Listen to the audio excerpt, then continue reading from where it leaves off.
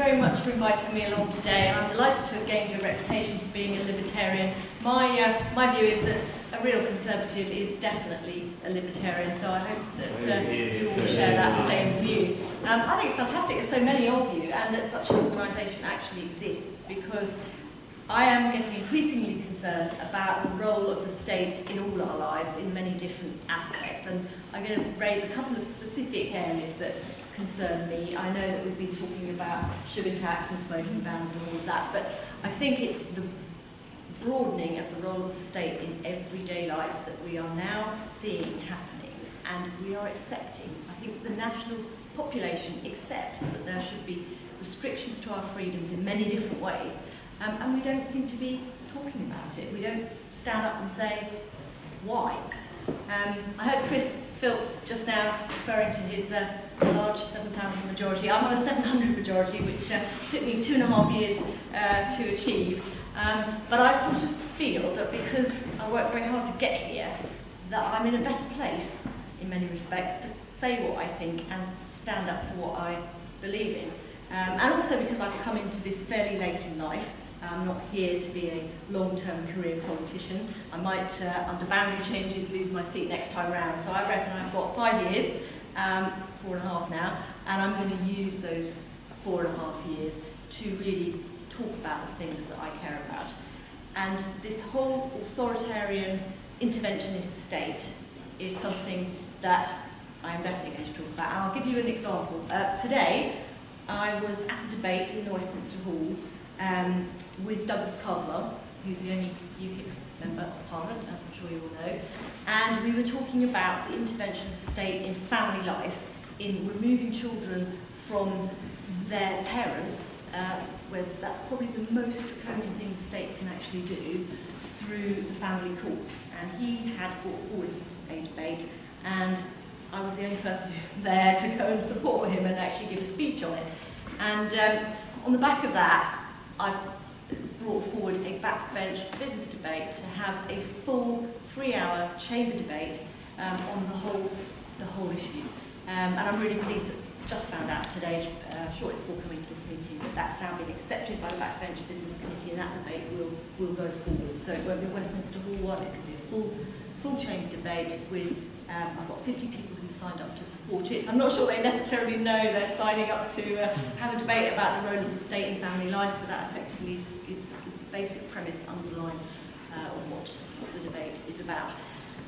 Another debate we've had in Parliament this session, which talks about this whole question of choice, is the assisted dying bill. And I thought it was really, really interesting that all my fellow libertarian speakers tonight actually voted against choice in the assisted dying bill. Now, I was in favour of it. I sponsored the bill and got the opportunity to speak in the debate. And I would have thought, from a conservative perspective, it is absolutely what we believe in, because it is about deciding what's right for ourselves. Instead of delegating it to somebody else who says, I know what's best for you, I think that it's better for you to suffer, to die in pain, not in your own home, to be in hospital. That's absolutely fine if you want to do that, but surely we should have the right to choose if we want to make that ultimate responsible decision about our own lives. If we can't choose that, it seems to me that our freedoms are being very much curtailed. And I was quite surprised to see how many people from our side, it was a very well attended debate, people were really interested in it, and a lot of people spoke about the basic principles of freedom, of choice, of responsibility, and us as individuals having that right over what we think is right for us, for our families, instead of having somebody else who doesn't know us and doesn't know our families making that choice for us. But yeah, the Conservative side was predominantly speaking against the bill, and the bill failed. It may come back, I don't know. I mean, if the making of Parliament doesn't change, it's not necessarily going to be of any benefit to come back unless we can be more persuasive about the issues that are involved in that. But I think that is one instance of the way in which the state is just accepted. The state can decide for us how our lives should end. I am in an urban seat, and I have no particular reason to be against the hunting ban. I don't hunt, I'm not a country person, but instinctively felt it was wholly wrong to tell rural farmers how best to control their fox population. What on earth do I know about foxes? What do I know about controlling pests? What do I know about being a farmer? Why should it be right for me, an urban person in an urban seat, to make a decision about what's right for them? My constituents, on the other hand, found it extremely difficult that somebody representing an urban seat should be, in effect, appearing to side with farmers. And so making the argument that it isn't about farming, it's about freedom. And that is quite a difficult concept for a lot of people to take on board. And yeah, there was a lot of pressure put on me when it was going to come back to the House in the end. We never had the vote because the SNP were going to vote it down. But I had a dead fox in my front garden. I had constant sort of emails, abusive phone calls, really kind of outrage. And all I was saying was, it's about freedom. And that worries me that people are so cavalier, I think is the word I'd use, cavalier with their basic freedoms that we should all expect to allow others to have. It's about tolerance of other people's rights and their rights to be an individual and make that choice without the intervention of the state. I'm not sure, because I didn't keep the eye on the clock, whether I've had my 10 minutes as yet. You can keep going, or we can do questions. I'll come to an end, and then we can ask some questions and we can tease out a bit more. But that was an example of, again, people not necessarily appreciating and valuing some of our basic freedoms. The other issue that has been in Parliament in this particular parliamentary term is the whole question of mass surveillance. Now, I don't know if the previous speaker raised that issue, but again, what actually happened in that issue was that it was accepted in the end. The bill that came forward, Theresa May, was brilliant. The bill hasn't come forward, but she made a statement, and the bill will be coming forward in the spring. But the statement that she made it in a very rational, calm way. It was explained absolutely to do with protecting our country, and of course that's the first duty of government. And actually I was amazed how few people actually stood up and said, do you realise what an infringement this is on our personal liberties? Now, I suspect even in this room there'll be people who have divergence of opinion on whether that is right to prioritise the safety of our country. And I mean, even I would have some concerns, but I would want people to get up and say, don't forget, we are sacrificing and giving up some personal freedoms and choices about how our privacy is going to be impacted by the state. And there was really not much appetite for it. And that's why I'm so thrilled. There is a room packed full of people who are conservatives for liberty, who want to talk about these issues. So please keep doing it, because I don't think there are enough people in Parliament doing it. And hopefully one day some of you will come into Parliament and do some of the things that I'm trying to do in particular areas where the state is infringing on our rights, on our liberties and on our choices.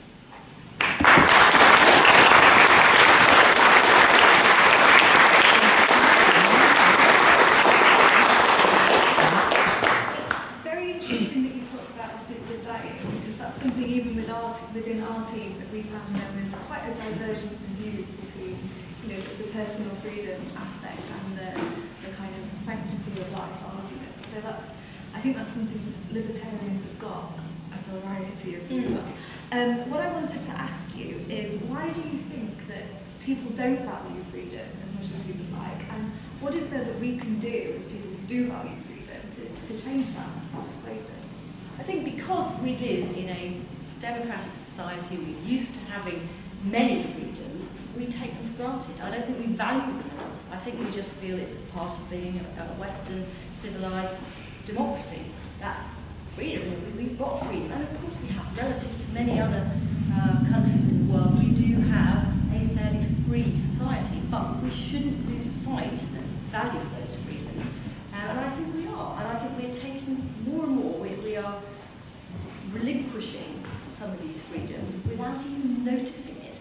And the whole issue, and perhaps Chris dealt with it, of not being able to smoke in your car with your child in it. Now, nobody wants a child to inhale lungfuls of smoke, but if we can't actually be relied upon as responsible adults not to smoke in a car with our child, well, what are we going to be doing in our own homes? We're probably smoking in our own homes with our child. So I think people don't see the argument in terms of freedoms. They see it in terms of we mustn't allow children to inhale smoke, but they're not thinking in a bigger picture way. And I think that's probably the cause of why these freedoms are being gradually eroded. I think they are, continually being eroded. There isn't a bill that comes forward without thinking there's an impact here on our fundamental liberties. So I think what we have to do is to keep talking about it. Every time something comes forward, have the argument. And I think it's absolutely right your point about assisted dying. Some people will take different views, and there'll be other factors that outweigh the freedom issue. But let's talk about it and say that's an element to take into the equation when coming to a decision on that particular bit of legislation. But let's forget about it and just say, oh, it's all about something completely separate. That was absolutely about responsibility, your right as an individual to make your choice. And of course there may be a higher and more powerful argument that somebody holds dear, but let's make sure that the argument is made about that. And I didn't really think that came out in the debate. There was so many people who wanted to talk, and we got squeezed into about 2 minutes by the end, and there were very few people on the Conservative side that actually got called, and then there wasn't that much mentioned about that side of it. But there will sometimes be things that trump freedom, don't get me wrong, but let's make sure that we're putting that into the equation. Let's make sure that we value it enough to talk about it and factor it in before we make some of these decisions that curtail our freedoms. Absolutely. Take some questions. Sorry. No, go ahead. Hi, do your libertarian views extend to what you believe the good law should be in healthcare, for example? Do you like the idea of the NHS, or would you be in favour of perhaps more European privatised system with not less government involvement? No, I love the NHS. I don't like the NHS telling us what to do. I was talking to somebody about the various ministerial positions, and the one thing I would hate to do is be Jane Ellison, being the Minister for Public Health, because so much of that is about telling people what to do. You must go and see your doctor for a health checkup because you're now over 50. I got a letter saying that the other day, and I just thought, I don't want to go and see my doctor for a checkup because you tell me to. I want to go and see my doctor if I think I've got something wrong with me. So yes, I think the NHS is obviously like any other big bureaucracy, very inclined to tell us what to do. And yes, I think public health is important, preventative measures, etc. But can we try and teach people personal responsibility as part of that, rather than you must do this, you must do that, you can't do this? It doesn't work, does it? People who are quite anti-authoritarian, like me, people who don't like being told what to do, don't actually respond very well when they are told what to do, and you don't have to be a parent of a small child to realise that. I think we're all probably capable of reacting quite negatively when someone says, do this. One of the things that was said about me during my election campaign by my neighbouring Conservative associations actually was, yes, that Lucy Allan, she works very hard and she's very good, but you know what, she won't do what she's told. And I won't. But you don't want an MP that does what they're told. That's a great recommendation for us. Independent-minded backbenchers. Time for some more questions. Later.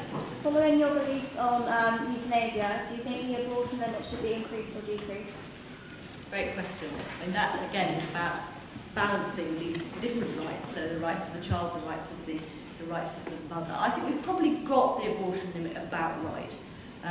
It's another issue that really annoys me when men get up and start talking about abortion. I'm sorry about this for men in the room, but they get up and they start saying, I don't think women should do this, and I don't think women should do that. And I just think, well, who are you to be telling us what to do? So I'm quite,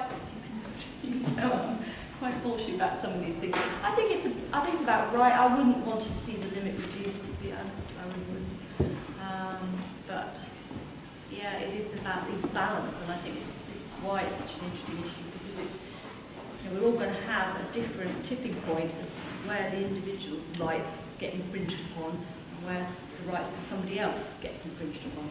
And I think we've got to respect other people's rights, the rights of the child, respect our own rights, the rights of the individual, and there will always be different issues where one will take greater weight than the other. In our manifesto, we promised a shake-up of human rights. Human rights are essential to freedom. What rights do you think need to be strengthened and why? Yeah, I'm worrying about whether this shake-up of human rights will happen or not. There may be other speakers that will have a better insight into whether it will go through. In terms of strengthening our human rights, I mean, I think human rights are essential to freedom. I think I used to do a bit of employment law, so we always used to chuck that on the table if we couldn't think of anything else to sort of bring in. And there are always, and that's where you have this situation where different rights will trump each other. So freedom of religion, freedom of expression, freedom of speech, which one trumps which. And in law, sometimes one will trump the other, and particularly in employment law, there'll be scenarios where there's been precedent where one right will trump another. Which one would I like to see strengthened? Well, now I am very keen on human rights, but not the way that our current legislation is drafted. So I do want to see a shake-up of it, but I don't think it needs to follow that it will in any way dilute the protection of our liberties.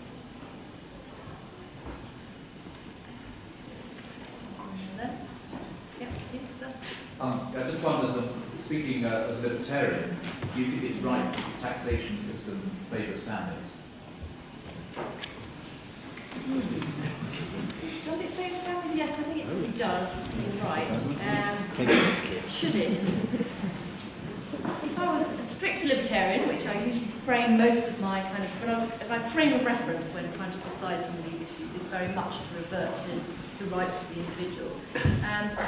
I have a lot of sympathy for people who feel that they are in some way discriminated for being single, and I don't just mean sort of single self-employed, but during the workplace environment where the mums will say, oh, I want August off because I've got children off school. Or, I don't think you should give preferential treatment to individuals simply because they have children. I don't know if that necessarily answers your question. We're talking about the taxation system. I want to encourage and strengthen family life. I think the state undermines it in many ways. The tax system, yeah, I don't think it should. I don't know, actually thinking about it now, on the move. I don't think it should be used necessarily to place one style of living over another style of living. It's a choice to have children, a choice not to have children. If you want to have children, great, you look after them. If you don't want to have children, don't have them. So I think that's quite a crude response, but it's yeah, that is. Last question. Back to human rights quickly. Do you think that we're in danger of taking now such an expansionist view of human rights that it's beginning to include things like the right not to be offended? And are you worried by some of the draconian laws that crack down on free speech? So you have people being imprisoned for things like singing football songs, for putting inappropriate signs in their windows, for going on Facebook and banning people of certain religions from their places of business and so on. Are you concerned about anything? I'm glad you've raised this thing about the right to be not to be offended. I was in a debate earlier last week about suicide, and a Labour person got up and said, I object to you using the word committing suicide and it's outrageously offensive, and she was sort of going on about it, and I just pulled her up on it, saying, you know what, I have a family member who committed suicide. I have no problem with using the word committed suicide. What's a word? Why are you offended by that? And she was alluding to the fact that it used to be a crime in 1961, it was no longer a crime. And we should all be offended all the time. Why not let's be offended? I think it's great to have a response to something, but to have a right not to be offended absolutely curtails freedom of speech. We're all tripping over ourselves not to say something in case someone says, oh, it's discriminatory, it's racist. My own son calls me racist. He goes, I'm racist. I said, well, what have I done now? And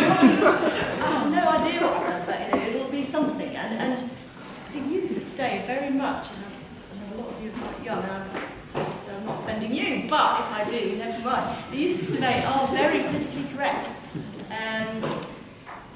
I think it comes in schools. I think as a left-wing teachers always teaching our children not to say things that would be offensive or indicative of any extreme views.